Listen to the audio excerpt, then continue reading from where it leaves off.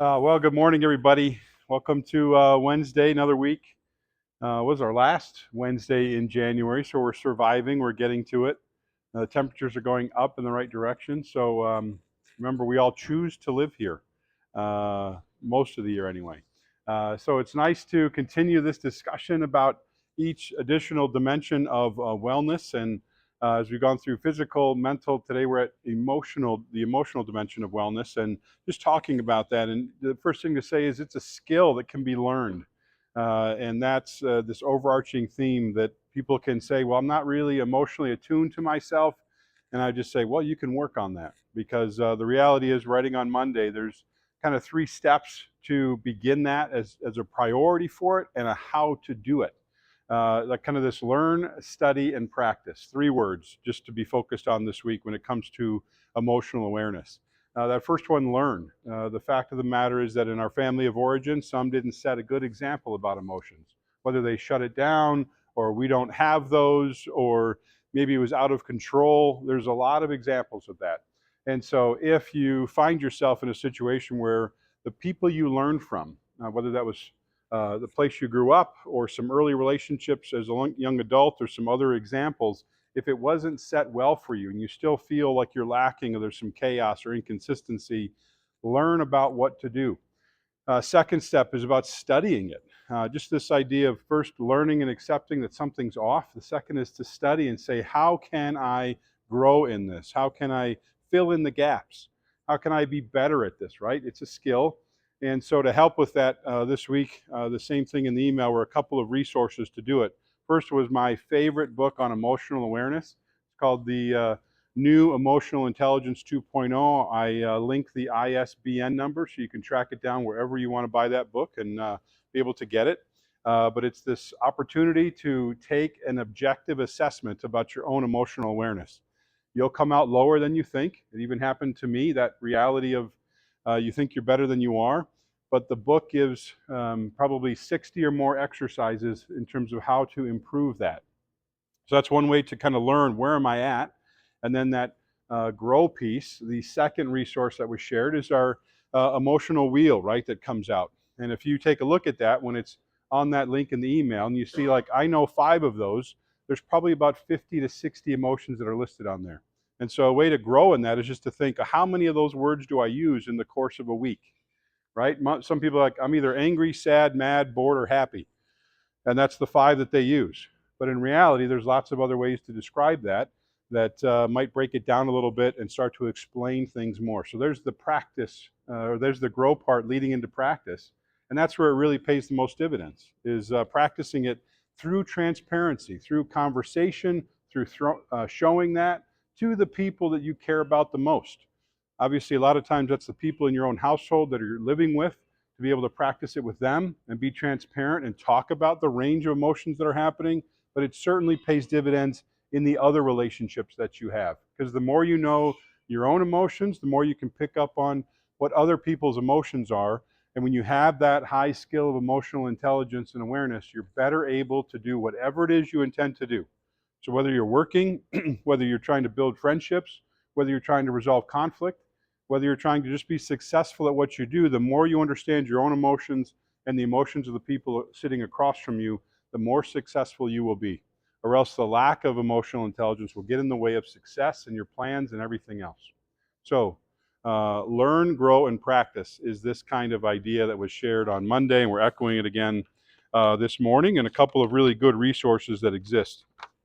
So I wanted to start just mentioning about these 5 um, facts that I encounter in the counseling office or have shared in the counseling office, and bringing it here to the gym, and recognizing that just this idea, people think emotions and they think out of control emotions, and they think, oh, if I cry, something bad's happening. And the reality is that tears actually release stress hormones and make people feel better and allow the body to relax. So whether that's for men or women, that's the dynamic that's happening. Most people will say that they feel better on the other side, and that isn't just because they expressed verbally some things that are going on, is that they've actually released some of the tension chemicals that have built up over time. Expressing emotions regularly actually preserves your energy for other parts of life, right? It takes a lot of energy, mental and emotional and physical to stuff emotions and not let them come out. So it drains people from the things they're trying to do. So finding a way to express that is going to preserve the energy that's so important to us. Recognizing this one, that because all humans have emotion, it's a way to identify with others. And remember the practice part, the transparency. When you're able to do that, you start to recognize just how similar your story might be to somebody else around you. And when that similarity shows up, the identification shows up, and there's suddenly a deeper or stronger connection with the person you're talking to. You don't feel as alone or isolated. Whatever you do with emotions now, you were likely taught or modeled that. Okay? Just the fact of the matter. It's not natural. It's this idea you were taught or modeled that, and you have a chance to decide, is that healthy or unhealthy? That if there's a simple definition of what happens in my office throughout the week, it's that one. People were taught things and modeled things, and we're trying to rescript them and pursue healthier versions of that. It doesn't mean it was terrible when it was taught and modeled. It might have just had some gaps in how things go, right?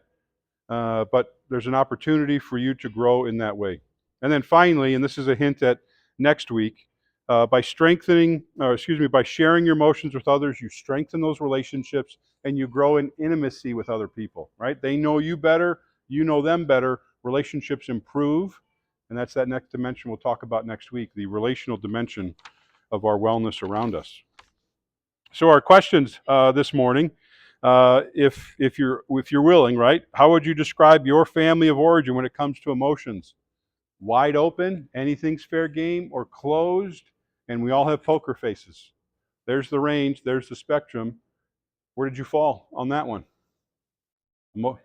What's poker face? Poker face range. Yeah?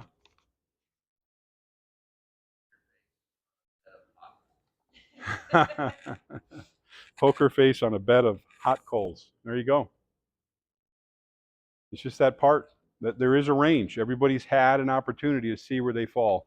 And if you're a parent, it's the opportunity to say, how do I do it better for my own kids? Or how do I model it for people that I know are really struggling? You can see when someone's fighting back some emotions, right? What's your response to that? Like, you want to save that person from the tension you just see pouring out of them. You want to give them an opportunity to share something or be encouraged or to identify. It's painful to watch that happen. Or if you see someone encounter a situation where they are poker faced in a situation that's very, very emotional, you just kind of wonder what's going on there. Now, people can handle emotions. There's deep water people where emotions exist, they're just not seen, they're underneath. I'm not saying that's unhealthy. That's an opportunity for people to then just pick their moments where they want to be transparent with it. That's the key. Poker face people sometimes growing up in those families is it's never okay to share those things. And what we want to figure out is where's the right time, place, and person to be able to do that. So wherever you fall in that spectrum, poker face or any emotion, anytime is okay. Obviously, that's the minority of families that exist in that way. But I would say that's kind of the goal. It's not out of control to talk about emotions, but some families defined it that way.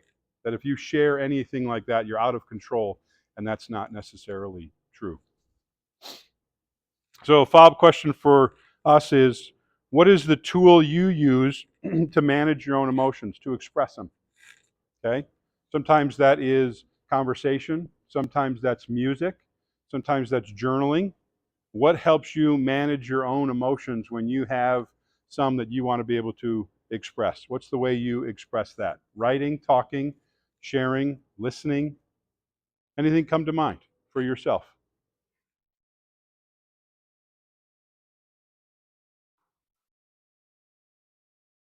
Depends on the situation, the person. Yep.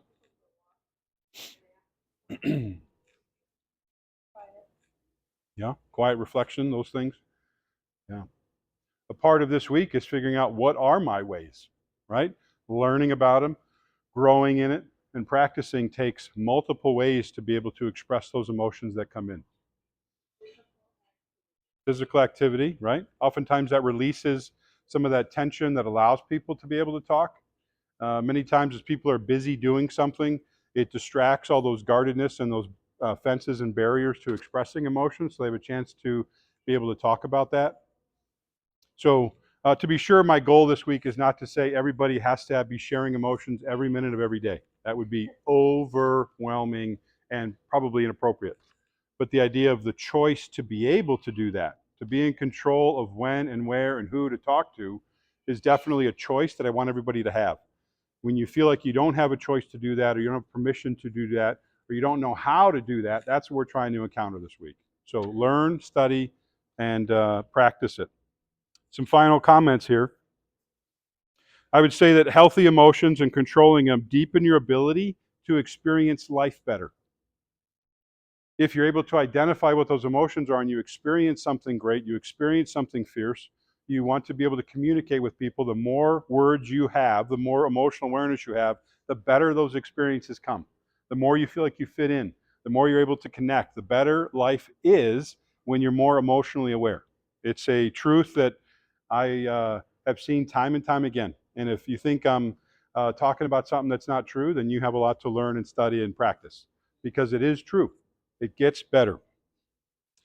Second, when you talk about your emotions, it really does strengthen your mental dimension that we talked about last week, because you're able to have insights, you're able to have wisdom, you're able to see the changes you're making, and you recognize this line between healthy and unhealthy. So the more you talk about emotions, the better your mental acuity, your mental awareness becomes as well. And finally, just echoing it once again, the more you are able to express emotions, the healthier your physical body is. All right, when people don't talk about things going on, when they don't express those emotions, what happens? They end up with all sorts of GI stuff, ulcers, tension, isolation from people, because they just look like a wound up knot and they're not able to do anything. And that's really the aspect that is important to recognize. If you're not able to express those emotions with the right person at the right time in the right way, at least one outlet, then where does it go? It stays inside and it starts to become like this tension and this infection that has potential to rob you of the moments you do want to have. So, emotional dimension of wellness, 3 words. Learn about it because someone taught it to you and maybe it wasn't good. So you can fill in the gaps, right? Grow in it. Study that. If you only have 5 words of emotions that you use and you don't use any others, there's about 10 times that amount that you can use. Study that emotional wheel and realize that words like, I'm annoyed, I'm frustrated, I'm agitated, those are really good words to use when you're struggling. On the other side, people can say I'm happy. Well, there's also words like pleasant, joyous, excited. Those are all excellent words too to be able to use. So expand what you know, and let's see how that goes, because emotional awareness preserves, it improves mental dimension from last week, and it improves and preserves the physical dimension that we started with during this task. And remember, if you really are like, what do I do with this? How do I grow? 2 resources. A book to be able to study, gives you an objective test to tell you what's going on in your life. The book is listed in the email. I'll post it in the group as well.